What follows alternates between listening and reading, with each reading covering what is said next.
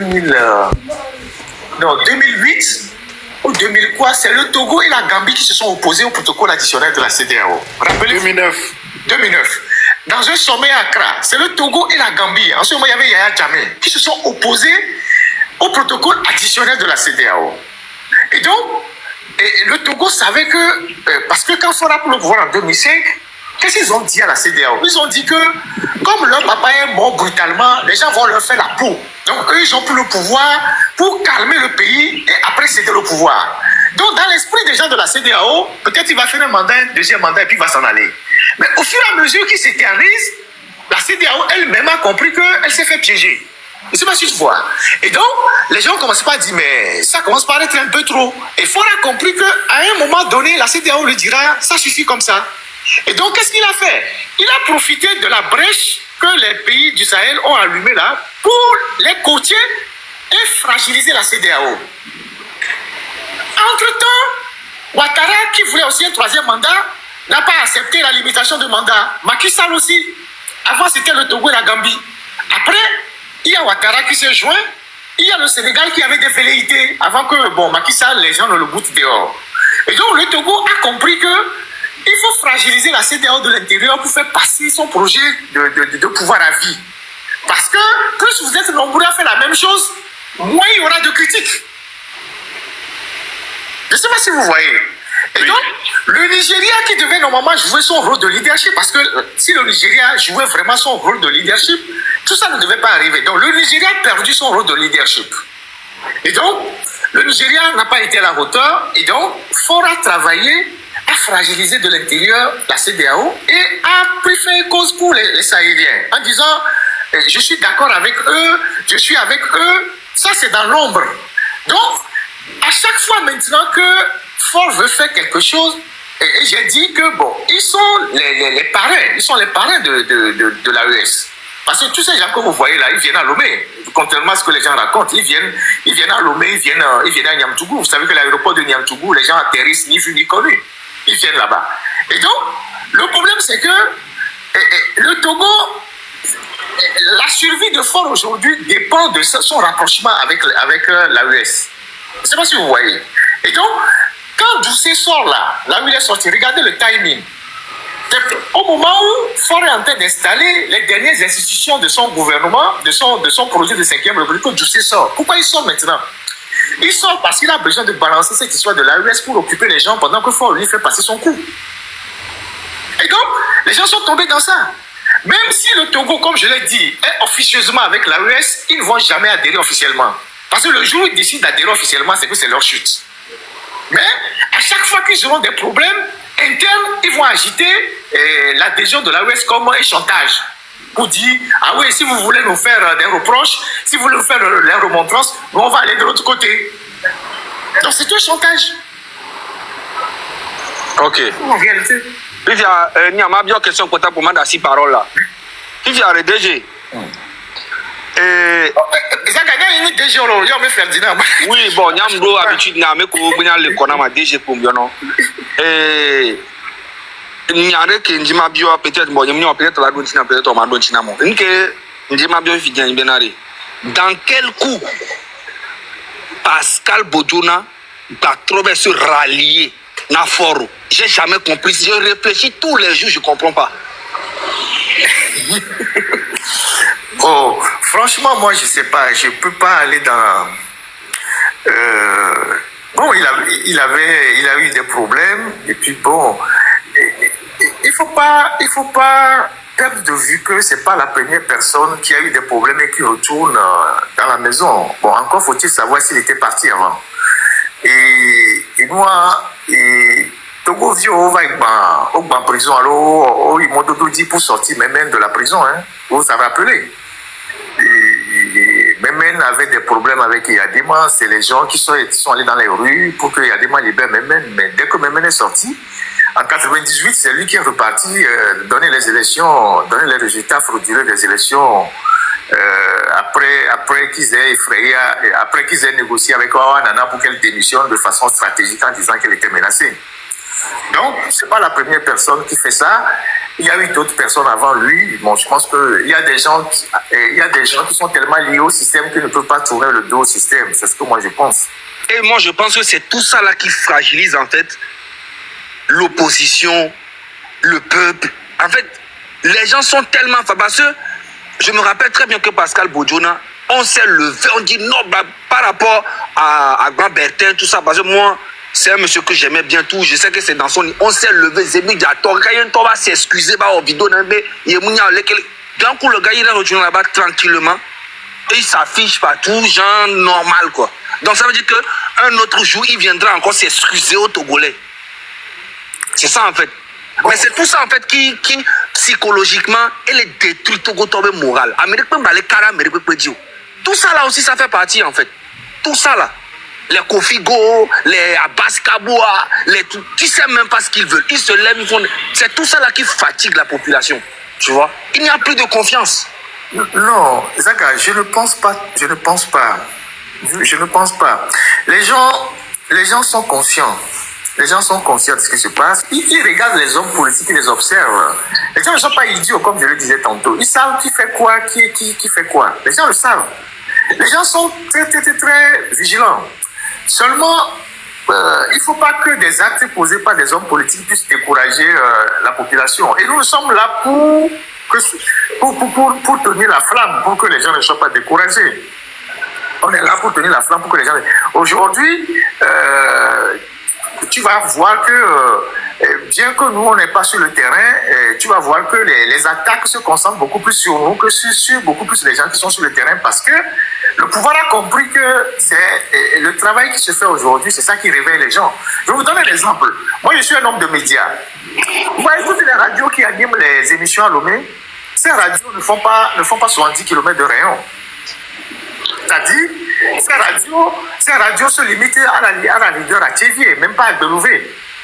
Et toutes les radios de l'intérieur du pays ne font pas de la politique. Parce qu'il y a les préfets qui sont là pour les menacer, et la plupart de certaines radios qui sont des radios rurales appartiennent aux barons. Donc aujourd'hui, avec Internet et les réseaux sociaux, quand nous parlons ici, ceux qui sont à Dapaon sont en train d'écouter. Ceux qui sont à Pendjal, qui ont la connexion, sont en train d'écouter. S'ils n'écoutent pas maintenant, il y aura des coupures, après ils vont écouter. Ceux qui sont à Guérin-Kouka sont en train d'écouter. Donc les gens se réveillent. Les gens comprennent mieux les enjeux. Et c'est ça, ce travail qu'il faut continuer par faire. Jusqu'à ce qu'un jour, les gens se décident à régler le problème eux-mêmes. De toutes les façons, nous sommes d'accord entre nous qu'aucune élection ne va régler le problème togolais. Ça, on le sait depuis longtemps. Aucune élection. Vous irez à 1000 élections aux conditions de RPT, 1000 fois ils seront gagnants. Parce qu'ils sont à la fois arbitres, juges, c'est eux qui contrôlent la VAR, c'est eux qui sont les... Comment je dirais ça? Le ballon, c'est eux qui tiennent le ballon, c'est eux qui décident qui doit jouer dans votre camp, qui ne doit pas jouer. C'est eux qui contrôlent tout. Donc, les tribunes à jamais. Les tribunes à jamais. Ils sont d'accord, ils sont en terrain, ils sont en sécurité dans le terrain. Donc, 1000 fois, il y a une élection. 1000 fois, ils vont donner. Vous avez vu les dernières élections législatives, là, comment les gens bourraient les urnes en Mondovision, là. Est-ce qu'on l'a mis là? On a vu un proviseur qui était tout souri en train de bourrer les urnes. Donc, 1000 fois, il y a une élection, 1000 fois, vous aurez les mêmes résultats. Donc, moi, je pense que c'est la population qu'il faut travailler pour qu'à un moment donné, elle puisse décider de prendre ses responsabilités. Et ça va arriver, ça prendra le temps que ça va prendre, mais il ne faut pas croire que Ford va faire encore le miracle. Un pouvoir qui a fait 20 ans, qui n'a pas pu faire grand-chose, ne peut plus faire rien du tout faire. Ça, c'est connu, même en sciences politiques, c'est connu. Une fois que vous avez fait 20 ans, vous n'avez pas pu changer le système, vous ne pourrez plus rien changer. Et quoi, Paul Biya, les Founa, et bien on a Suisse pendant 4 mois. Et vite, Cameroun, parce qu'il y a un appareil sécurité qui tient le pays. Et on ne bouscule pas cet appareil-là. À mon ministre, Paul Biya, le gouvernement, mais depuis 35 ans. Vous savez bien, homme dans le parce qu'il n'a pas intérêt à les changer. Parce que ces gens-là, quand tu les changes, c'est comme tu es en train de fragiliser les piliers du régime. C'est la même chose pour Fonya Singbe. Il est en train d'accompagner les vieux barons de son père à mourir, mais les jeunes barons qu'il a créés, il ne va pas les changer. Parce que c'est eux qui tiennent le système avec lui. Le jour où il ne commence pas les arrêter ou les écarter, il va faire tomber lui-même le système. Aujourd'hui, l'ambition de force, ce n'est plus de développer le Togo, mais c'est de sa propre survie. Parce qu'il a fait 20 ans. Si pendant 20 ans, il n'a pas pu faire grand-chose, c'est pas après 20 ans qu'il va le faire. Et c'est valable pour tous les régimes. Hein. Tous les régimes dans le monde, c'est comme ça. Après 20 ans, si vous n'avez pas pu faire grand-chose, vous ne ferez plus rien du tout. Le reste, c'est la survie du régime qui compte. Donc, voilà ce qui se passe dans le pays. Et vous allez voir que le système uni, il injecte peu de jeunes dans l'appareil. Parce que ces jeunes-là, ils ne les maîtrisent pas trop. Et là-bas, on va injecter des cas virés. Mais il faut avec ceux qui ont commencé. Depuis 20 ans, vous allez voir que Fort fait seulement avec ceux qui ont commencé avec lui. Les Bawara, tous ces gens-là. Les gens se demandent pourquoi ils sont éternellement ministres. Parce qu'il a besoin d'eux pour tenir le système. Mais les jeunes qu'il va faire venir, il ne les connaît pas. De temps en temps, il pourrait injecter 1 ou 2 jeunes, mais après avoir pris le temps de bien les connaître. Donc, un système comme ça ne peut véritablement pas se renouveler et produire du miracle. Mais on est mal dans je vais m'en rajouter. C'est pour ça, guerre de communication cognitive, sensibilisation, il ne faut pas donner la parole aussi à n'importe qui. Parce que elle a été vague nous, sauf Bella éveillé à moi. Elle est très important. Et nous connaissons un panel au Digaro, mais nous avons l'autre qui a mis esprit. C'est très important. Parce que à moi, et pouvoir assurer ça, ou bien mission, ou va blé nous qui mis ils sont là que pour ça. Légendaire. Et nous, c'est par rapport à tout ça, dans la il a pondo, vous avancez. Et franchement, est-ce que n'est pas dans la c'est vrai. Parce que Abeo, qu'on va attaquer Namia, alors on va attaquer Nama, c'est pour nous divertir, c'est pour nous tirer vers le bas. Il y a une autre qui a dit d'abord, je n'écoute même pas. Et puis, après collaborateur, il y a quelqu'un qui a amené ou on est son tignon, moi, je suis focus. Dimanche, nous qui m'a dénoncé, après, les dégâts, ça ne me concerne pas. C'est-à-dire, je n'écoute pas. Et puis, il y a pas d'eau à gérer, mais quoi, mais c'est pas mon objectif. Mon objectif, c'est de dénoncer ce qui ne va pas et de contribuer à fragiliser ce qui tient le pays. Donc, moi, je ne m'occupe pas des petits, c'est-à-dire des gens qu'on envoie pour dire, ah, Ferdinand a dit ça, il a dit ça. Non, je n'écoute même pas. Et ça me permet de me concentrer sur l'essentiel. Parce que,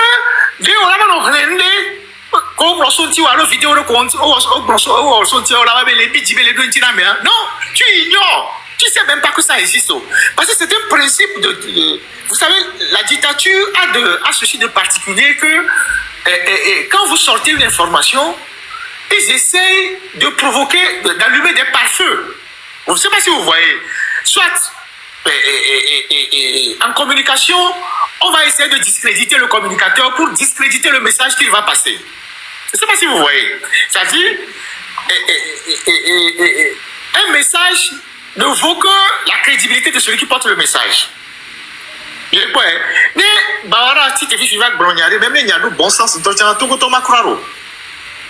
Parce que celui qui porte le message n'est pas crédible. C'est ça la difficulté de certains régimes. Maintenant, si le messager est crédible, c'est que les gens ont confiance. Maintenant, la dictature va chercher à discréditer le messager pour discréditer son message. Vous voyez? Donc, il ne faut pas accorder trop d'importance à ces gens-là. Il faut même les minimiser. Il faut même pas savoir qu'ils existent. Toi, tu continues ton travail et tu comprendras que ceux qui sont avec toi sont plus nombreux que ceux qui sont contre toi. C'est le plus important. C'est le plus important. Merci, Ferdinand. Moi, depuis longtemps, c'est ma logique. Moi, c'est pas mon problème. Je ne vous regarde pas. Moi, je continue mon travail. Là, moi, je continue mon travail. C'est ça le plus important. Donc, le reste, c'est le temps qui va nous départager. Monsieur Ferdinand. Akpe Zaga, merci beaucoup. Merci Zaga, merci. Merci à toi. Merci Zaga et Zadelu. ngwana ma so parole ni Amron Chando Kame après ari. Peut-être Amron Chando question nous la poser ni Niafofo Ferdinand. Donc Amron Egbalegbo, tu as la parole mon frère. Merci beaucoup. Bonsoir à tout le monde. Bonsoir à vous, cher grand Ferdinand. Merci, salut Amron. Salut. Ça fait plaisir. Merci pour tout ce que vous faites pour le Togo, pour conscientiser nous les jeunes et surtout la nation. Que l'univers s'incline. Amron, on le fait ensemble. Oui. On le fait ensemble. Et puis toi, tu n'es pas jeune. Hein? Tu sais. On le fait ensemble, Amron. On le fait ensemble. Merci beaucoup. Merci aussi à toi. Voilà. J'ai voulu monter sur le panel, j'ai voulu profiter de l'occasion pour passer un message à ceux qui nous écoutent. Parce que j'appelle les émissions de ce samedi les veillées d'avant dimanche. Parce que ça nous permet de nous mettre en condition avant de nous retrouver à la messe du dimanche. Il est impossible, c'est ça. Normalement, il est impossible qu'on soit un Togolais et qu'on aime son pays, qu'on vienne sur ce panel, qu'on écoute toutes ces dénonciations, toutes ces révélations, et qu'on ne puisse pas être choqué, qu'on ne puisse pas être écœuré. Maintenant, ce dont je me préoccupe le plus, c'est que, est-ce que la minorité pieuse, crapuleuse, démoniaco-satanique, qui s'accapare des ressources de notre pays, au détriment de nous, la majorité, est-ce que cette minorité est vraiment togolaise? Je ne pense pas. On ne peut pas être togolais, aimer son pays et traiter le pays, s'occuper des affaires du pays comme eux ils sont en train de le faire là. Je me dis qu'à un moment donné, il faut qu'on commence à exiger que le Togo soit restitué aux vrais Togolais, quoi. Le simple fait que les gens puissent avoir peut-être 2, 3 nationalités, à un moment donné, ils se sentent plus étrangers que Togolais. Pour preuve, leurs enfants qui sont nés Togolais ont des nationalités étrangères maintenant et ils célèbrent cela. Ils ont des maisons à l'étranger, ils créent des comptes à l'étranger, ils prennent l'argent du pays, ils mettent sur des comptes à l'étranger. À quel moment ils se sentent Togolais? À quel moment? Je pense qu'il faut qu'on commence à faire en sorte que toutes les personnes qui doivent avoir des postes de grande responsabilité dans le pays ne puissent avoir aucune autre nationalité que celle togolaise. Puisqu'il va y avoir conflit d'intérêts, à supposer que moi, je sois un haut responsable. En plus d'être togolais, je suis français, ou je suis américain, ou je suis canadien. Quand une firme canadienne ou française ou américaine viendra pour faire un deal avec le pays, je pourrais, parce que je me sens aussi de cette nationalité, je pourrais peut-être favoriser même ce pays-là au détriment du Togo. Et cela peut se comprendre quand on voit comment les sociétés comme la SNPT, tout ce qu'ils font comme chiffres, le Togo ne profite de rien. Pourtant, il y a des Togolais qui travaillent là-bas. Mais est-ce qu'ils se sentent vraiment Togolais? Est-ce qu'ils se sentent vraiment Togolais? Est-ce qu'on aime vraiment notre pays? Quand nous dormons là, nous nous réveillons, on veut rêver notre pays. Comment on le rêve? On le rêve en Occident ou bien comment? Nous avons vu des leaders comme des Kadhafi qu'on traitait de dictateurs. Mais je pense que le Libyen, à l'époque de Kadhafi, était le citoyen le mieux traité sur la planète Terre. Même mieux que les Occidentaux. Parce que l'eau était gratuite en Libye. Pourtant, c'est un désert. Il y a des gens, ils veulent être des empereurs, ils veulent avoir des noms, ils veulent vivre comme des rois, des seigneurs, des dieux. Mais ils sont incapables d'élever le niveau de vie de leur propre population pour que cela puisse être une fierté pour eux. Qu'on dise, ah, mais vous avez vu tel sultan ou tel empereur, ces citoyens sont comme ça. Hein? Non. Ils se contentent eux-mêmes de piller les ressources du pays. Ils travaillent pour eux, ils ne travaillent pas pour le pays. Et à un moment donné, je pense qu'ils disent, le chien aboie, la caravane passe. Non, nous devons être maintenant la caravane qui allons passer et eux les chiens qui vont aboyer en fait. Il est temps qu'on inverse les rôles. Il est temps que le Togo soit remis aux Togolais, que le Togo soit laissé exclusivement à la gestion des Togolais parce que c'en est vraiment de trop. C'est abusé. C'est abusé en fait. C'est abusé. À un moment donné, il faut avoir un peu de dignité, un peu de scrupule. Cet argent, tout ce que vous ramassez, vous mettez dans les comptes, dans les paradis fiscaux, vous allez mourir. On ne va pas vous emporter avec ça. Vous n'emporterez pas ça. L'argent, vous avez détourné les biens du pays. Vous mettez les sous dans les paradis fiscaux. L'État manque de ressources pour pouvoir s'occuper du minimum vital commun. Les hôpitaux sont là. On manque d'argent. Les gens cherchent de l'eau potable. L'argent du pays, c'est dans les comptes personnels des gens, dans les paradis fiscaux. C'est pas, vous êtes des maudits en fait. Mais vous n'êtes pas encore conscients, c'est tout. Mais il faut qu'on vous le dise un jour, clairement. Et ce jour est enfin arrivé. Vous êtes des personnes maudites. Vous êtes des personnes maudites. Sans dignité, sans honneur. Nous sommes des humains en fait. Nous sommes des humains. Nous sommes des humains. Agbeto Mini quoi. Agbeto Mini. Ce sont aussi des femmes qui nous ont mis au monde. C'est le même sang qui coule dans nos veines. Et vous voulez traiter vos populations comme si, non, ce sont des étrangers, des faire-valoir. Jusqu'à quand? Jusqu'à quand? Vous n'avez pas honte? Vous n'avez pas honte? Vous êtes une bande d'irresponsables en fait. Vous, cette minorité pieuse, crapuleuse, démoniaco-satanique, vous êtes une bande d'irresponsables, de maudits. Vous détruisez les Togolais. Vous volez nos rêves. Nous étions petits, on rêvait, oui, qu'on va grandir dans notre pays. Voici ce qu'on va réaliser, voici ce que nous ferons. Tous les jeunes aujourd'hui pensent à quitter le pays. Ça ne vous dit rien. Vous êtes sans honte. Sans honte. Amron, moi je pense que... excuse-moi de te couper parce que je vois que tu as beaucoup de colère. Il ne faut pas avoir beaucoup de colère. Nous avons tous besoin d'encourager des compatriotes comme Amron. Je sais que... je ne sais pas si nous tous qui sommes ici, nous savons qui est Amron et qui était son père. Et nous avons besoin d'encourager des gens comme Amron, qui ont le courage, tout en vivant au Togo, de prendre la parole et dire les choses telles qu'elles sont. Et nous avons besoin de l'encourager. Et c'est important. Nous avons besoin de l'encourager. Et en même temps, je voudrais rappeler que ce qui se passe dans notre pays, ça sort de l'entendement. Et Amron a posé une problématique qui est assez pertinente. J'avais développé une partie dans un de mes lives. Comment nous sommes un peu mélangés au Togo et qu'on se retrouve avec des gens qui ne sont pas véritablement parfois de souche togolaise et qui sont au cœur de l'appareil décisionnel du pays. Et nous n'avons pas le courage de poser ces genres de débats, alors que c'est des débats réels. Je parle d'abord des gens qui sont de la région et qui sont devenus togolais. Avant de dire les gens qui viennent de l'extérieur, c'est-à-dire hors de la région, il y a des gens aujourd'hui au Togo, ils ont des pieds entre deux pays. Ça veut dire que le Togo pour eux est un territoire où ils sont venus s'enrichir. Si demain ça ne va pas, ils vont retourner dans leur territoire, leur second territoire. Il y en a plein dans l'appareil de l'État. On peut les identifier facilement. On peut les identifier facilement.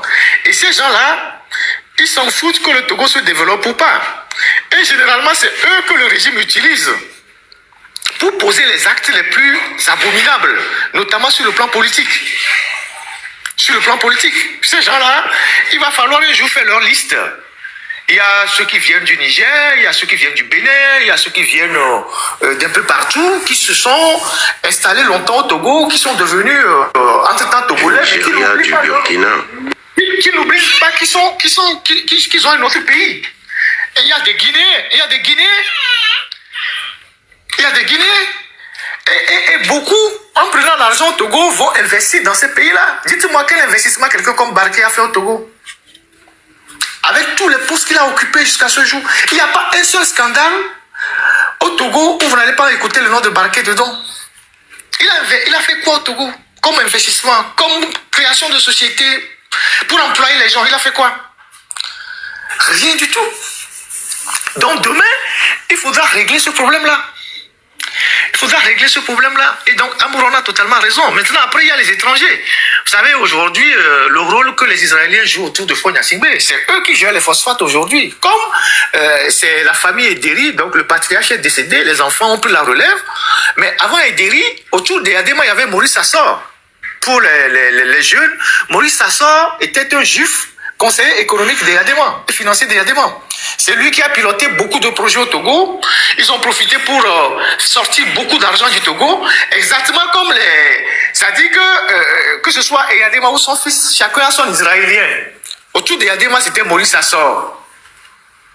Les jeunes ne savent pas qui c'est Maurice Assor, c'était un puissant conseiller autour des Yadema.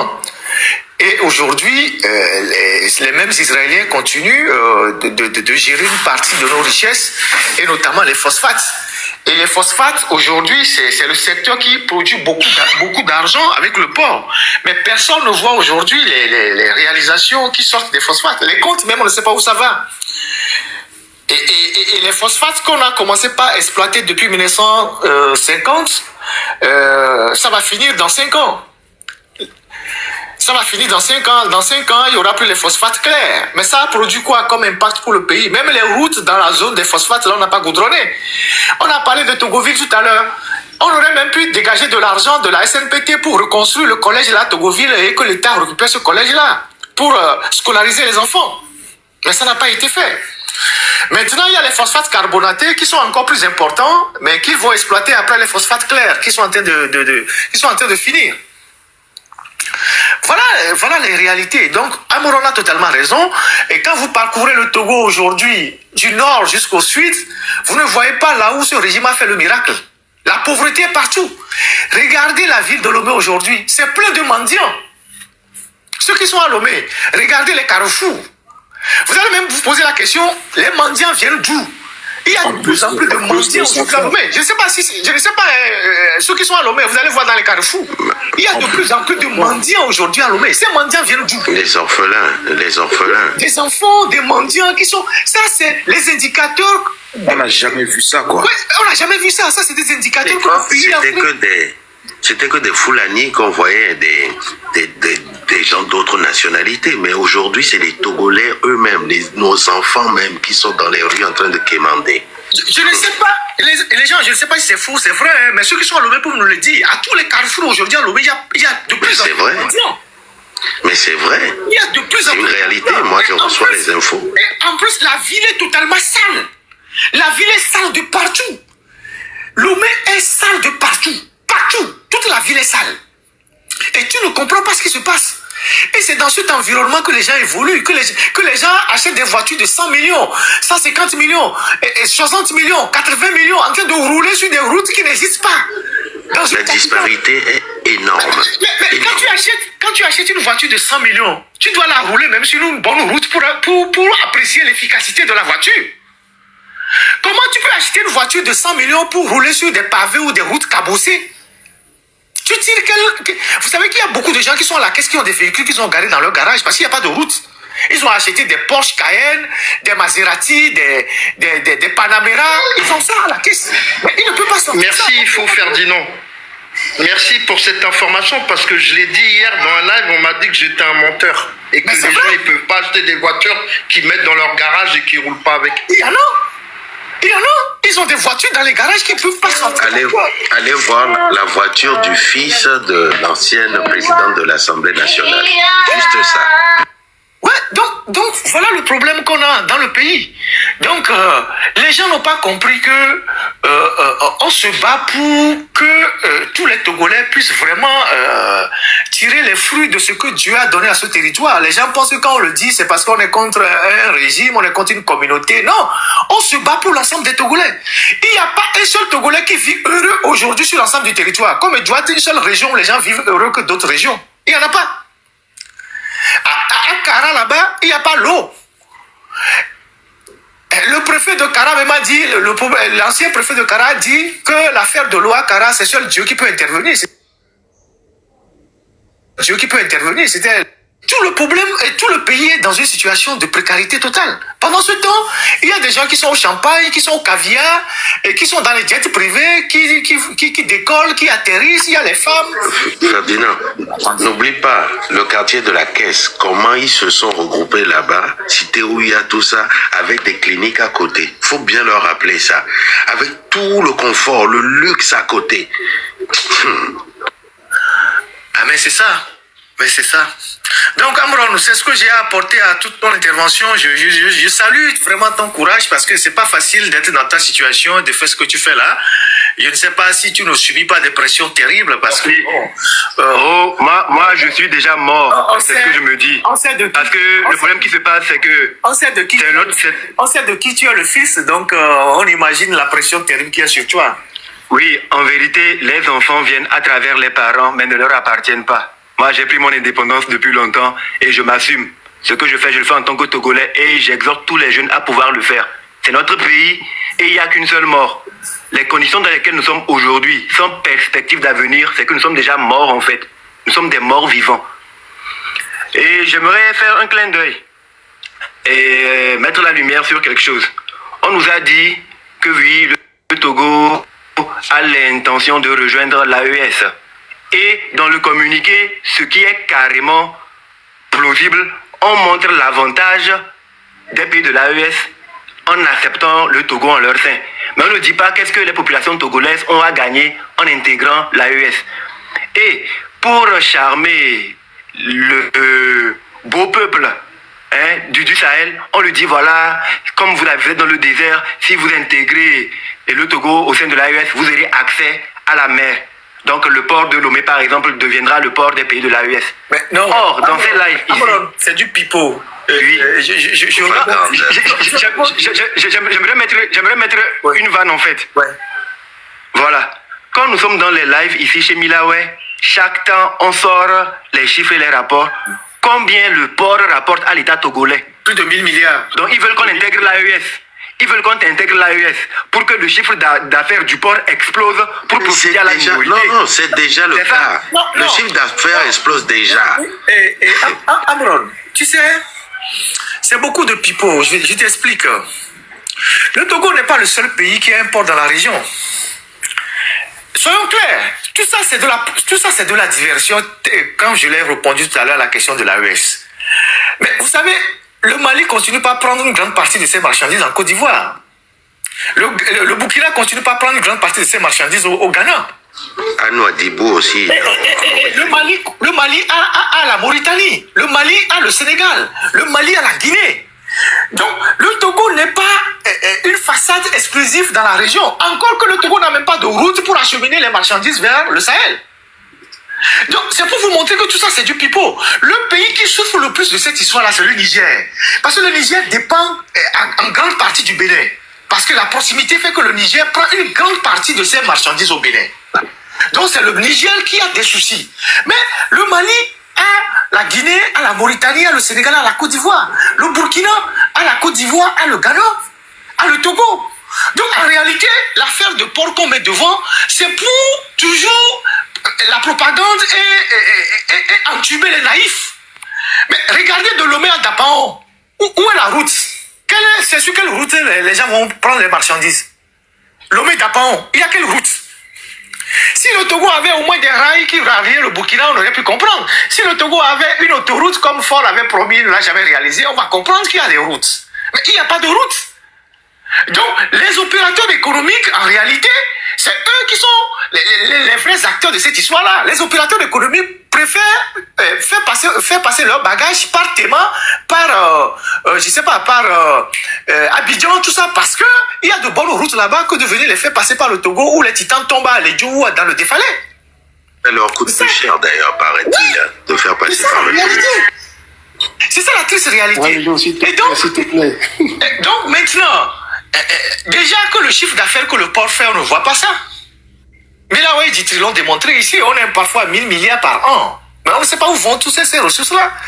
Donc, tout ce qu'ils sont en train de faire là, c'est de la diversion en réalité. Et les gens, ils savent très bien que c'est de la diversion. Tu vois? Et malheureusement, nous, on est là, on traîne. Parce que Ford, lui, il s'amuse avec le pays. C'est-à-dire, le pays est genre sa propriété privée, il décide d'engager le pays dans ce qu'il veut pour préserver son pouvoir, que pour préserver les intérêts des Togolais. Si demain il faut aller rejoindre, l'Union du Maghreb pour préserver son pouvoir, il va le faire, même si le Togo n'est pas un pays maghrébin. C'est ça, lui, sa décision. Mais en tout cas, je le dis de façon solennelle et claire. Aujourd'hui, en 2025, il est impossible qu'un individu ou quelqu'un puisse prévaloir d'être le propriétaire du Togo. C'est impossible. Si quelqu'un a ça dans la tête là, qu'il se l'enlève rapidement. Le Togo appartient à tous les Togolais, sans exclusif. Et non pas à la minorité pieuse, crapuleuse, qui nous fatigue depuis belle lurette maintenant. Le Togo n'appartient pas à un individu ni à un groupe de personnes. Le Togo appartient à tous les Togolais. Et en cette année 2025 là, ça va être inscrit dans le marbre et en clair quoi, dans la tête et l'esprit de tout le monde, en mondovision. Merci Amon. Et je voudrais rajouter un peu à ce que Ferdinand a dit, que vous savez, il y a un chemin de fer Tema-Ouagadougou qui a été inauguré il n'y a pas très longtemps, je pense en fin d'année passée, et qui va beaucoup, alors c'est 100 km de distance de chemin de fer, qui va beaucoup plus vite que nos routes entre Lomé et Dapaon pour aller au Burkina. Il n'y a même pas de route, Editri. De Lomé à Dapaon, il n'y a pas de route continue. En fait, à propos de ces chemins de fer, là, ils sont en train de faire des chemins de fer pour trains marchandises, des trains marchandises. Exclusivement pour des marchandises. Très marchandises uniquement. C'est du pipeau, quoi. Surtout ceux qui nous racontent l'accès à la mer. Et ils ont un accès à la mer, certes au Togo, mais ils n'ont pas un accès rapide entre le sud du Togo et le nord du Togo. Donc, ça ne les avantage pas du tout, au contraire. Donc, merci beaucoup, Amron, merci beaucoup pour cet échange enrichissant. On va donner la parole à Face. Merci. Je descends pour laisser la place à d'autres. Ah non, mais tu peux rester, hein. On va faire bouger, t'inquiète pas. Veille citoyenne, vas-y, tu as la parole. Oui, merci. Bonsoir à tous et merci pour l'organisation de ce panel. Et M. Ferdinand a tout dit, hein. Je ne sais pas ce qu'il faut ajouter. Tout ce qu'il a dit est clair comme de l'eau de roche. Et ce que je voudrais ajouter, c'est de dire aux Togolais, hein, à tous les Togolais, de prendre leurs responsabilités. Il ne faut pas compter sur je ne sais pas quoi, la CEDEAO ou les autres organisations régionales. Le régime sait qu'ils n'ont pas de légitimité à l'intérieur du pays. Dans leur propre pays, ils savent qu'ils n'ont pas de légitimité. Donc, ce qu'ils font comme politique étrangère, c'est de chercher de la légitimité auprès d'autres partenaires. C'est pourquoi vous les voyez engagés dans les histoires de l'AES. Voilà. Et puis, il faut aussi comprendre que le régime est issu de la cuisse de la France-Afrique. Et ils ont été installés par la France. 2005, on sait ce qui s'est passé. Donc, je ne les vois pas en train de prendre le risque de rentrer dans l'AES parce que les pays de l'AES, leur régime et notre régime, ce n'est pas les mêmes caractéristiques. Donc, ils sont entre le marteau et l'enclume. C'est pourquoi vous les voyez jouer entre les États de l'AES. Pardon? Oui, exactement. Ils sont entre le marteau et l'enclume, je confirme. Voilà, donc c'est pourquoi vous voyez, ils font ce jeu-là. Donc, il ne faut pas prêter attention à ce jeu qu'ils font. Et il faut que le peuple togolais prenne ses responsabilités, comme je l'ai dit. Vous avez vu au Sénégal, si les Sénégalais attendaient à ce que la CEDEAO puisse régler leurs problèmes, aujourd'hui, Macky Sall serait toujours au pouvoir. Même ces pays de l'AES, c'est eux-mêmes leurs citoyens qui ont pris leurs responsabilités. Hein? Vous voyez, donc il faut plus que le Togolais compte sur des gens qui vont tomber du ciel pour régler le problème. Il faut que tous les citoyens togolais, même si c'est pas la majorité, qu'ils prennent leurs responsabilités pour changer les choses. Et puis ce que je vais ajouter, c'est de dire que dans ce genre d'engagement, quand vous engagez dans un tel combat, il faut pas espérer que l'adversaire vous fera de cadeaux. Et quand je vois les gens se plaignent qu'on les attaque, non mais c'est tout à fait normal. Même Jésus-Christ n'a pas pu faire l'unanimité. Donc attendez voir des attaques et c'est à vous de prendre de la hauteur et de ne pas réagir. Et M. Ferdinand a si bien le souligné. Donc, tout a été dit, hein, M. Ferdinand a tout dit, je ne vais plus encore répéter les mêmes choses. Diplomatiquement, quand vous regardez bien diplomatiquement parlant, le Togo c'est comme la France. Le Togo c'est comme la France. Ils ont signé avec tout le monde, ils sont d'accord avec tout le monde. C'est ce qui se passe aujourd'hui au Togo. C'est la même chose. Mais légende, il ne faut pas oublier aussi le soutien des Américains et même de l'Allemagne. C'est ça. C'est-à-dire il faut faire très... Regardez la liste que les Américains ont sortie. Vous avez vu le Togo dedans? Parce que justement, le Togo avait de très bons rapports avec l'administration Trump avant, pas l'administration Trump. Vous savez, le Togo est toujours aligné sur la politique israélienne des États-Unis.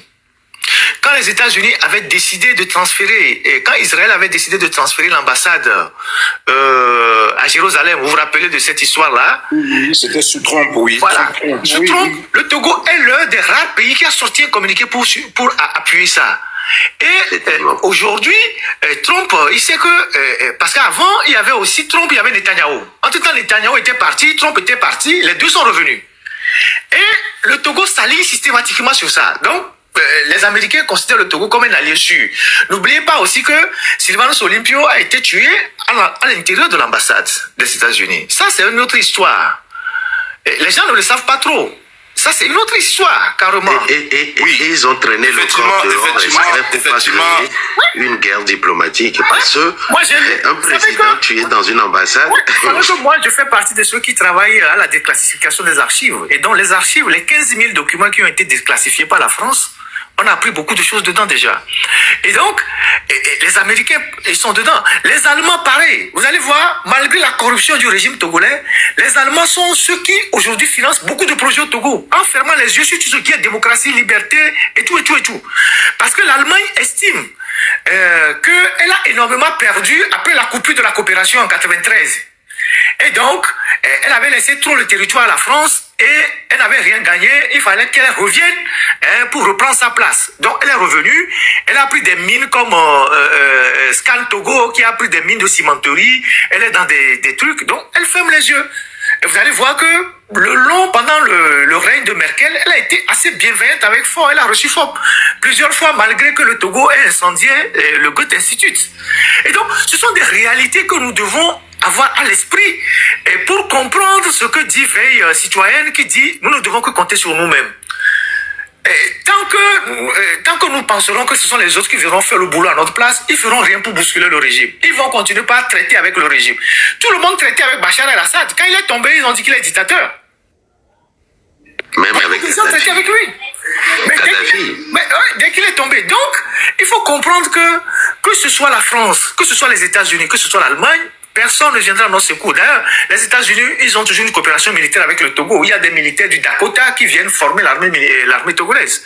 Donc, il faut qu'on connaisse, il faut qu'on nous ayons en tête certaines réalités pour pouvoir avancer. Sinon, on va traîner en croyant que le Messie va venir de quelque part. Et les puissances ne basculent que quand ils savent que l'équilibre a basculé. Ils sentent surtout que les peuples puissances basculent que quand ils savent que les peuples ont pris leurs responsabilités. Mais tant que vous n'avez pas bougé, ils diront rien. Vous pensez que les Américains n'ont pas des dossiers sur Fonya Singbe, les Français n'en ont pas, les Allemands n'en ont pas, ils en ont. Ils ont des dossiers pourris sur eux. Mais tant que il est là et puis bon, ils traitent avec lui, ils vont jamais rien dire. Voilà, donc comptons sur nous-mêmes, comptons sur notre intelligence, la force que Dieu nous a donnée, et disons que nous aussi, nous pouvons vraiment travailler à libérer notre pays et engageons-nous. C'est tout. Oui, pour ajouter à ce que M. Ferdinand a dit tout à l'heure, je vais être bref, c'est de dire que, c'est ce que je dis à nos amis de l'AES, ils n'ont pas intérêt à ce que le régime togolais puisse intégrer leur organisation s'ils sont cohérents avec leur idéologie. Parce que vu les caractéristiques du régime togolais, qui continue par collaborer avec les puissances occidentales, qui ont détruit la Libye, assassiné Kadhafi et fait déferler les terroristes dans le Sahel, continuer à vouloir à ce que le Togo, accepter le Togo dans l'AES, c'est comme se tirer une balle dans le pied. Et vous allez voir aujourd'hui, c'est ce que je dis à nos amis. L'ex-président Damiba est actuellement à Lomé, qui est à la cité Ouya. Il est bien soigné, il est plus bien, il est dans des conditions pas possibles. Mais on réclame son extradition vers le Burkina. Les autorités burkinabèses réclament son extradition, mais le régime ne le fait pas. Le régime ne le fait pas pourquoi?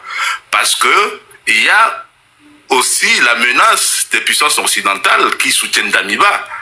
Vous voyez, donc nos amis de l'AES, ils ont intérêt à comprendre que le régime là que nous avons dans notre pays n'est pas véritablement un régime politique sérieux et qu'il faut accepter dans leur organisation s'ils sont véritablement cohérents avec leurs objectifs. Et il faut ajouter à ce que Ferdinand a dit, effectivement, le régime togolais entretient des personnalités de ce pays-là. Quand vous prenez le Niger, le Mali, le Burkina, vous voyez, le régime togolais entretient certaines de ces personnalités. Je discutais un jour avec un Nigérien et il me disait qu'ils ont un ex-président dont j'oublie le nom, qui, à la fin de son mandat, il n'est plus président et que c'est le général Eyadema qui avait, quand il était allé en visite au Niger, il a vu que l'ex-président là ne vivait pas dans de bonnes conditions dans sa maison. Il a construit une belle maison pour lui au Niger. Donc vous voyez que c'est ce que Ferdinand a dit. Le régime cherche à plaire aux étrangers et aussi au sein de l'appareil du régime, vous avez plein d'étrangers qui occupent des hautes postes de responsabilité. Et quand nous les Togolais on se lève pour dénoncer cela, on dénonce ces Béninois là qui sont dans l'administration togolaise, qui occupent les plus hautes responsabilités. Il y a des Togolais qui se lèvent, qui montent sur leurs chevaux et nous insulter. Vous voyez. Pourtant, quand vous allez au Bénin, vous n'allez pas voir un Togolais qui occupe les hautes postes de responsabilité dans l'administration béninoise. Vous comprenez? Donc il faut que le Togolais puisse comprendre que il est important qu'il puisse s'assumer. Hein. Il faut s'assumer. Il est arrivé qu'il faut véritablement s'assumer. Et ne pas toujours chercher à baisser la tête lorsque on est face à un étranger. Donc voilà un peu ce que j'ai voulu ajouter. Ferdinand, Damiba là, ne pourrait-il pas servir de monnaie d'échange pour l'intégration du Togo? Non, je voudrais préciser ceci. Non, comme je le dis, le Togo est avec eux depuis, les amis. Mais rappelez-vous, le Togo est le seul pays dans les conférences de la CEDEAO à prendre fait cause pour les gens de l'AES. Il faudrait le parer en réalité. Ça ne sort d'aucun doute. Et Lomé est leur laboratoire en réalité. Mais les peuples de l'AES ne savent pas le niveau de relation que leurs dirigeants entretiennent avec le dirigeant de Togo. Je vous ai dit tantôt que ces gens-là viennent à Lomé. Mais Assimi Goïta est venu plusieurs fois à Lomé. Comment appelle-t-on le gars du Niger quand il a fait le coup d'État, alors que le Togo au fort était très bien avec Bazoum, mais quand il a renversé Bazoum, il est venu à Lomé. Vous vous rappelez et Ibrahima Traoré, il est venu au Togo dans toute discrétion. Mais ils ont des conseillers, au port autonome. Et donc, il y a une certaine dichotomie entre les populations de l'AES et leurs dirigeants. Les dirigeants ne leur disent pas clairement la nature des relations qu'ils entretiennent avec le dirigeant togolais. Donc les peuples pensent que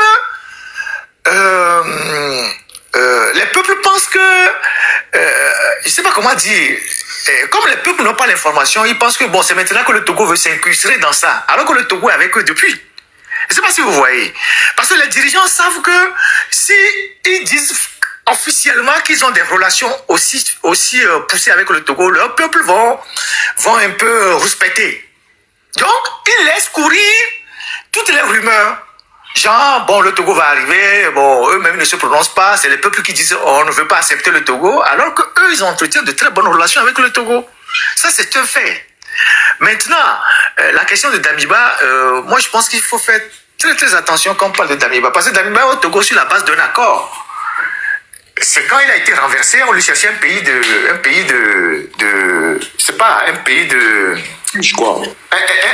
refuge. Et donc, Ouattara a plaidé pour qu'il soit au Togo.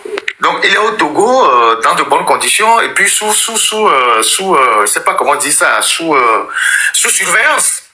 Donc, et la zone dans laquelle il habite. Oui, mais monsieur Ferdinand, pourquoi Ouattara n'a pas voulu qu'il vienne en Côte d'Ivoire et que c'est au Togo qu'il faille venir rester? Oui, tu sais que Ouattara avait été déjà assez conflictuel avec les autres. Donc, il ne voulait pas en rajouter.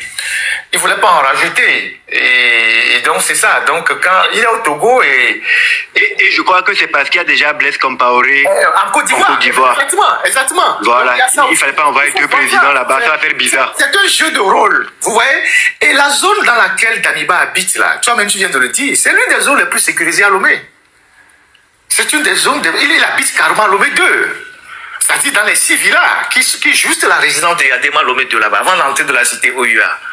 Donc, quand il est là-bas, il est sous bonne garde des autorités togolaises. Donc, je pense que ce sont les termes des accords qu'ils ont signés. Donc, voilà ce que moi je pense de cette histoire-là.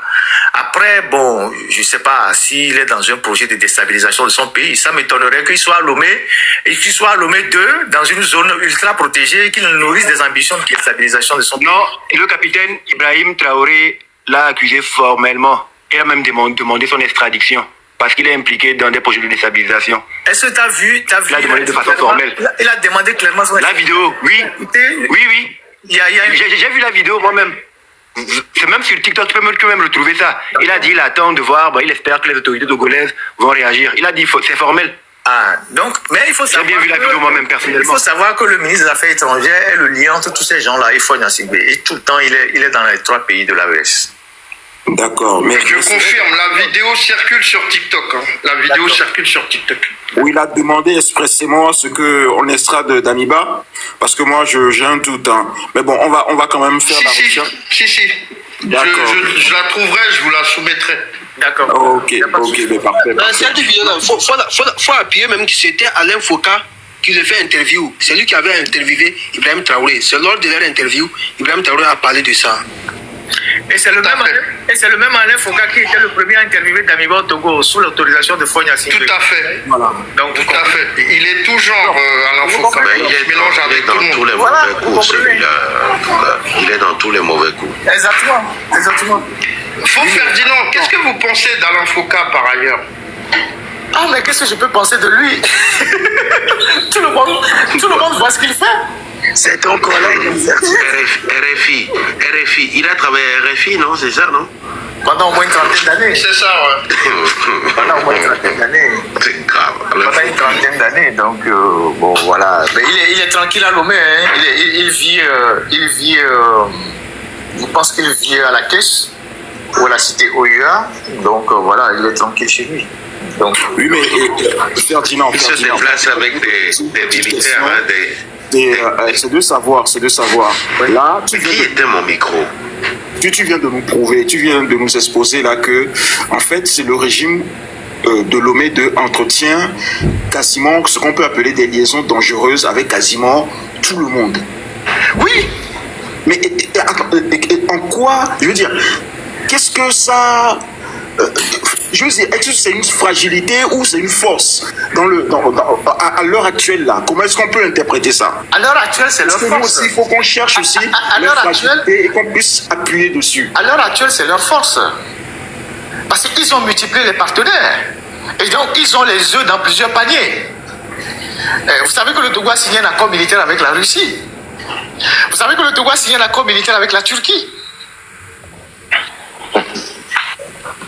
Vous savez que le Togo a un accord militaire avec la France. Vous savez que le Togo coopère militairement avec les États-Unis. Vous savez que le Togo a un accord militaire avec les Israéliens qui forment la garde présidentielle et le GILAT aussi. Pas possible, quoi. C'est ce qu'on entend là. Moi, je ne sais pas. Pour moi, c'est une aberration. Ferdinand, il a déjà dit plusieurs fois dans ses lives, ça. Il a déjà dit plusieurs fois. Le Togo est dans tous les coups. Le Togo a un accord militaire avec la Russie. Le Togo a un accord militaire avec la Turquie. D'ailleurs, la Turquie est l'un des pays maintenant qui livre beaucoup d'armes au Togo et au Sahel. Donc les armes passent par le Togo parfois. Le Togo est l'un des pays qui coopère militairement avec les États-Unis. Vous savez que toutes les missions des Nations Unies qui ont été arrêtées là, les experts qui venaient former les militaires togolais pour aller aux missions des Nations Unies venaient des États-Unis. Dans le camp d'Ajido Gomé là-bas, la partie ouest du camp d'Ajido Gomé, c'est là-bas où on forme les gens pour partir aux missions. Vous savez que le Togo a des accords militaires depuis la nuit des temps avec Israël et que c'est Israël qui forme la garde présidentielle et les gens du Gilad qui luttaient contre le terrorisme. Rappelez-vous du procès Katanga. Qu'est-ce que Katanga a dit? Il dit que la balle qui a tué Madjouba est une balle qui est utilisée par la garde présidentielle. Vous vous rappelez? Oui. Lors du procès de Madjouba, Katanga a révélé que la balle qui a tué Madjouba n'est utilisée que par les gens de la garde présidentielle exclusivement. Et que c'est une balle israélienne. Il a dit ça au procès. C'est quoi exactement un accord militaire en fait? Est-ce qu'il pointe du doigt celui qu'on pense? Je ne sais pas ce qu'il a voulu dire. En tout cas, il a voulu dire que cette dotation-là, lui ne l'avait pas. Si c'est lui qu'on a pris, lui ne l'avait pas. Parce que quand on tue quelqu'un par arme à feu, il y a une expertise balistique. La balle permet de remonter à l'arme qui a tué. Donc lui, c'est un général, il dit que la balle qui a tué le monsieur n'est pas dans leur dotation, mais ceux qui la possèdent dans le pays ne sont que dans la garde présidentielle.